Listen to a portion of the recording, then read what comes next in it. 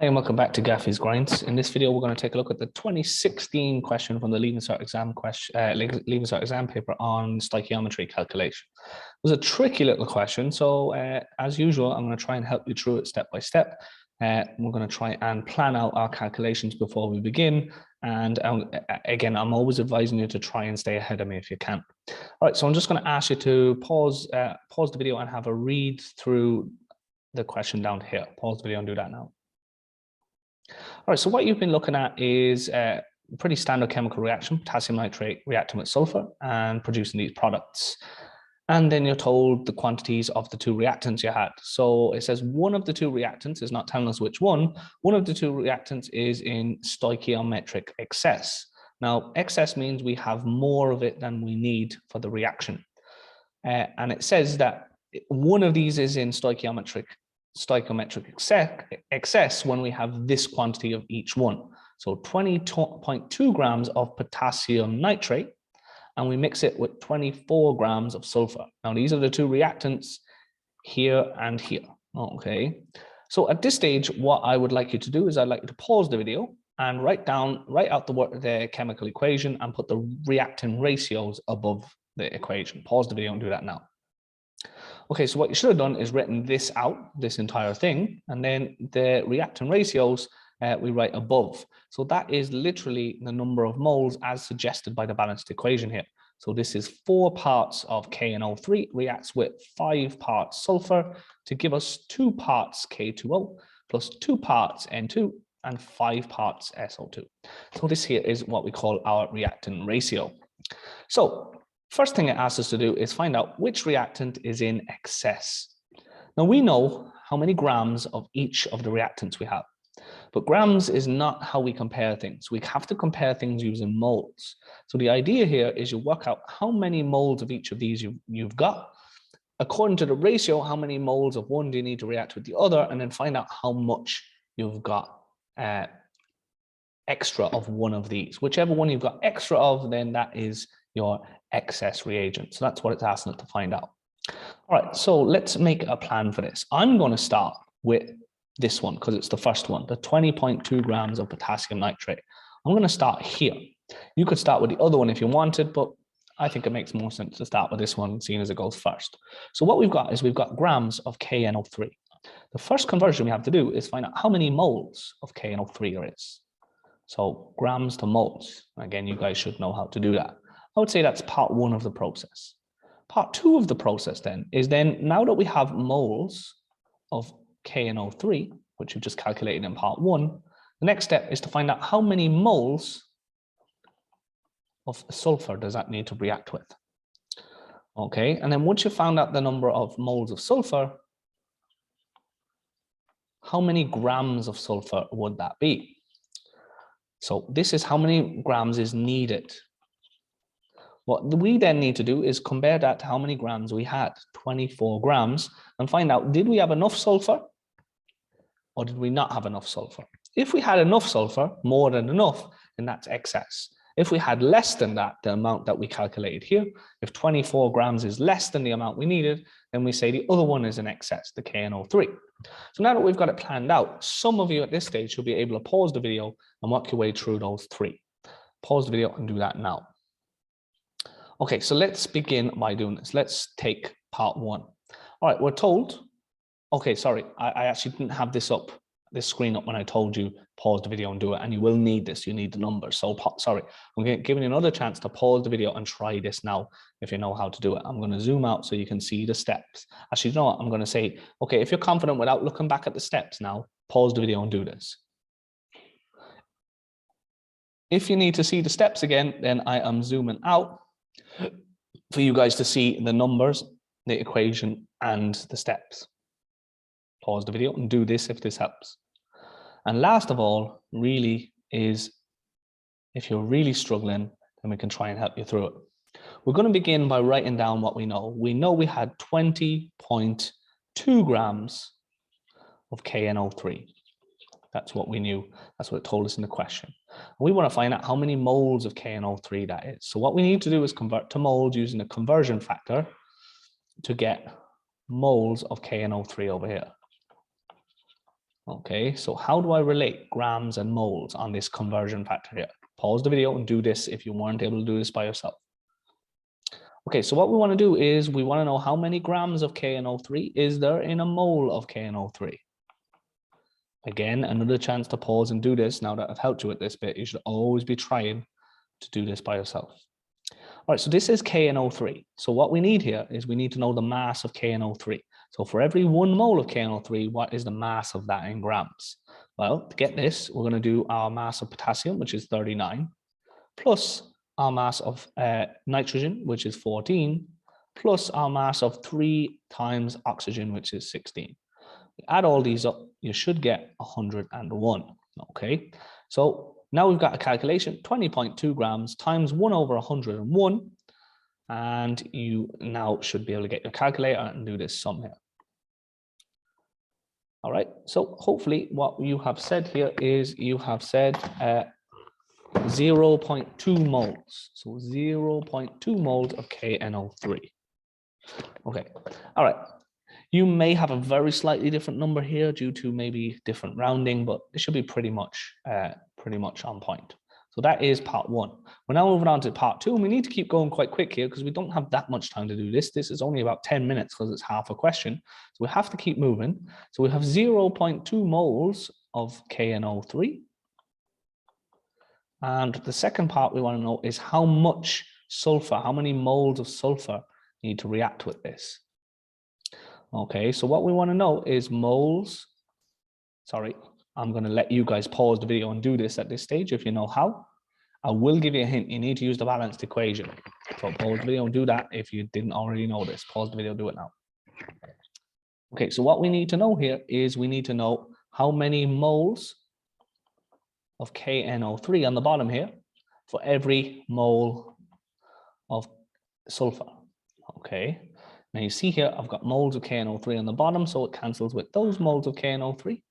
And that leaves us over here with a number of moles of sulfur, which is what we wanted our answer to be, moles of sulfur. All right, so looking at our equation that you've written down and you've balanced, what's the relationship between moles KNO3 to moles of sulfur? Pause the video, write that down now. Okay, hopefully what you did here is that there are 4 moles of KNO3 for every 5 moles of sulfur. It says it here. Moles of KNO3 is 4 to 5. That's where I got that from. We pause your video, finish this calculation. Should have got 0.25 moles of sulfur. So that means we need 0.25 moles of sulfur to react with the 0.2 moles of KNO3 that we have. Lastly, we want to know how many grams of sulfur is that. So I'm going to get you to pause the video and convert that to grams of sulfur. Right, so I'm doing that here now for part 3. I've got 0.25 mole of sulfur, mole of S, and I want to convert to give me grams of sulfur, some amount of grams, sorry, G of S. All right, so what's my conversion factor here? Pause the video, write it down. All right, what you should have had is mole of sulfur to grams of sulfur. My moles of sulfur cancels and leaves me grams of sulfur. So the relationship here is how many grams of sulfur is there for every mole. So pause the video and put in these numbers. All right, so looking at your periodic table, we see the molar mass of sulfur is 32. So 32 grams in 1 mole. All right, once you put that in your calculator now, finish it off, you're going to get 8 grams of sulfur. So what this tells us is that our 20.2 grams of KNO3 required 8 grams of sulfur. So if we're putting this into a word, 20.2 grams of KNO3, we say that it required 8 grams of sulfur. Now, in our question, we're told how much sulfur we have. Okay, so I have 24 grams of sulfur. So what I want you to do now is pause the video and make a statement. Which one is in excess? Is it the KNO3 or is it the sulfur? Pause the video, do that now. Okay, what you should have said is that sulfur is in excess. We know this, we only need 8 grams. We've got 24 grams, so we've got more than enough. Sulfur is in excess. All right, so the second part of the question here said, what mass of this reactant is unused at the end of the reaction?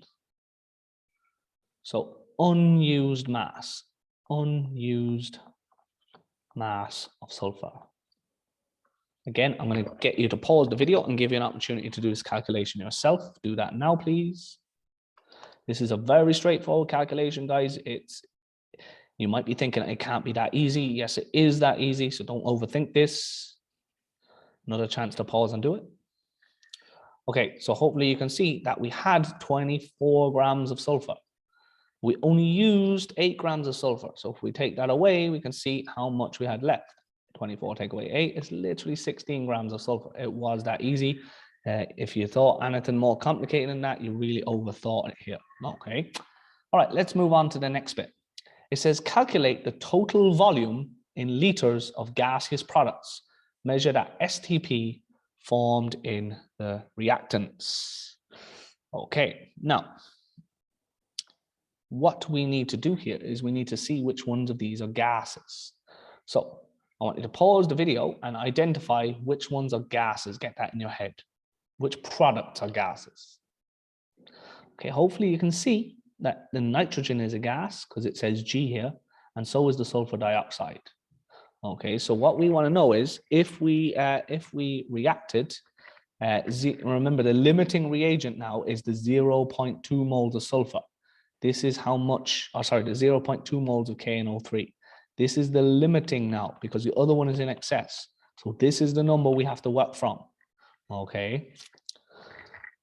So what we want to know is how much nitrogen is produced from that many moles of KNO3 and how much sulfur dioxide is produced from that many moles of KO3. So you're going to have to do those two calculations. And then we're going to find out how many liters at STP that would be. All right. So again, if you're confident with going ahead and trying to do that now, I'm going to leave this up, sorry, so you can see the numbers. I'm going to get you to pause the video and always try and go, even if you're anyway confident, guys, have a go at this. You'll be so much happier and prouder of yourself when you get to the end and it's right than if you wait for all the help. Try not to wait for the help. The help is for you if you're really struggling, but if you can do it without the help, you should be. Okay, pause the video and have a go now. All right, so for anyone who wasn't able to get this started, let's try and help you plan it out, okay? So first of all, we know that we have a certain number of moles of KNO3. That's our limiting reagent. We have moles of KNO3.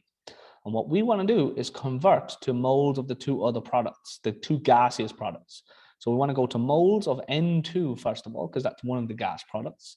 But we also want to go to moles of SO2, that's the other gas product. So we've got to work out both of these, the quantity of both of these products that we produce. And then we want to go from those moles of N2 to liters of N2. And we want to go from moles of SO2 to liters of SO2 at STP. And then it asks what's the total volume of gas. So we want to get the total at the end. So now that I've helped you plan it out, most of us should be able to have a go at this now. So definitely be having a go. And I know it's tempting to wait and watch me do it, but you will not learn as much from that. So pause the video, have a go at this. All right, let's say that this calculation is part 1 and this calculation is part 2. So let's start with part 1. All right, so we know that we had 0.2 moles of KNO3. Now, where am I getting this from? Just so you know, that we already did that calculation up here earlier. We started with 20.2 grams and we found out that that was 0.2 moles of KNO3. You could do that again if you wanted, but we've already done that. So I don't need to do it again. So that's where that number is coming from. I know I had 0.2 moles of KNO3. And always in the stoichiometry questions, you can do this because you may have done that calculation earlier. So be clever here with your work. So we're going from moles of KNO3. And what we want to know is we're doing the first calculation. So moles of KNO3, we want to go to moles of N2. So you are going to be doing a conversion factor to go between moles of KNO3 and moles of N2. Pause the video and do that now. All right, if this isn't clear for you, remember you are going to need your balanced equation. That should help you. Pause your video, do that now. All right, so what we want to do is we want to go between moles and moles. And we want to know on the bottom, is it KNO3 or is it N2? Pause the video, write it down now. Okay, so you should have KNO3 on the bottom so that this unit cancelled with this unit and leaves us with moles of N2 on top. The next thing is what's the relationship? How many moles of N2 for how many moles of KNO3? You've got to go back to your balanced equation here, and you see that there's 2 moles of N2 for every 4 moles of KNO3. So go back down here, and it's 2 to 4. 2, 4. All right, so pause the video and finish this calculation. Okay, what you should have got is 0.1 moles of N2. So now we've gone from here to here. At this stage, we want to go from moles of N2 to liters of N2 at STP. All right, so how do we go from 0.1 moles of N2 to liters of N2? It's a conversion factor again, and you should be liters of N2 at STP. Pause the video, finish that off. Okay, so what you should know is that for moles of N2 or moles of any gas at STP is 22, to liters of N2, the relationship is that there are 22.4 liters for every 1 mole. So you're going to pause the video and finish that off now. What you should have got is 2.24 liters. Now, definitely at this point, you should be able to do number 2 because it's the very same process. You have to be able to practice this, guys. So go ahead and finish this off. All right, so what you should have done here is 0.2 moles of KNO3 again, times by, and we're going to moles of SO2 this time. So we've got moles of KNO3 on the bottom to moles of SO2 on the top. These cancel here. And a relationship according to the balanced equation is that there are 5 moles of KNO3. Sorry, there are 5 moles of SO2 for every 4 moles of KNO3. Okay, that's from your balanced equation. When you put that in your calculator, you're going to get 0.25 moles of SO2. Then we convert to liters again, same way as before. There are 22.4 liters of SO2 for every 1 mole of SO2. And when you put that in your calculator, sorry, that's an equals, you should have got 5.6 liters. And we told you at the end, it asks you what's the, let's read the question again, go back, it's always a good idea, go back and check the question. It says calculate the total volume of the gaseous products. So this isn't a total, this is the 2 products separate. So how do you get the total? Pause the video and do that now. Okay, so what you should have done is you should have said total equals 2.24 plus, because this is a total, 5.6 liters. Add them up and you should have got 7.84 liters. Well done. If you got that all by yourself with no help, that's exceptional. If you need a little bit of help, that's good. If you're still watching along, guys, if this is your first video, that's okay. But if you've done a few of these, you have to start pushing yourself a bit more. All right, last bit then. What mass of solid is produced? What mass of solid? Okay, now you can see here that the only product is this one. Okay, so what you have to do again is we know how many moles of this we had. Find it. Okay, yeah, I'm going to stop talking. I'm going to give you a chance to finish this off. Pause the video and find out what mass of solid is produced. Hopefully, at least some of you are able to do that without any more help. Pause the video. Okay, so for those who need help, we want to go from moles of KNO3 to moles of K2O, and then from moles of K2O, grams of K2O. Pause the video and do those steps. Okay, so this is part 3 over here. Okay, so again, we know we had 0.2 moles of KNO3. We found that out a few times now. We don't have to keep doing it. And we want to convert to moles of K2O. So what's the relationship here? It's we want moles of KNO3 on the bottom. Cancel with those moles. And we want moles of K2O on the top. Pause the video and write down the relationship here. It should be 2 of these for 4 of these. Okay, I'm going to put that in your calculator. You're going to get 0.1 mole of K2O. Now pause the video and convert that to grams of K2O. Okay, so in the second bit, you're going to start again with 0.1 mole of K2O, which I'm just taking from there and bringing over to here. Okay, and convert it using the conversion factor, grams and moles. to get to grams of K2O. Pause the video, finish that off. Okay, and you should be moles on the bottom, mole of K2O, which cancelled with moles of K2O there. And you've got grams of K2O up here, and the relationship is, okay, so K2O, we have 39 for the potassium times 2, because we've got 2 of them, plus 16 for the oxygen. All right, stick that all in a calculator, and that's over 1, and that should give us 9.4 grams of K2O. And that's it, that's that problem. Now, for that question, the difficulty really was in the first bit, okay? And if you didn't get the first bit right, it was very hard to do the other bits, okay? But overall, a nice challenging question, but definitely not one of the easiest ones I've ever seen. I hope that you enjoyed it. I hope you enjoyed the problem solving involved. These questions once you start to get good at them, you actually start to enjoy doing them. The more you practice them, the more you get good at them, the nicer they become, and you actually are glad of the challenge. That's it, guys. I hope you found it useful. I'll see you in the next one.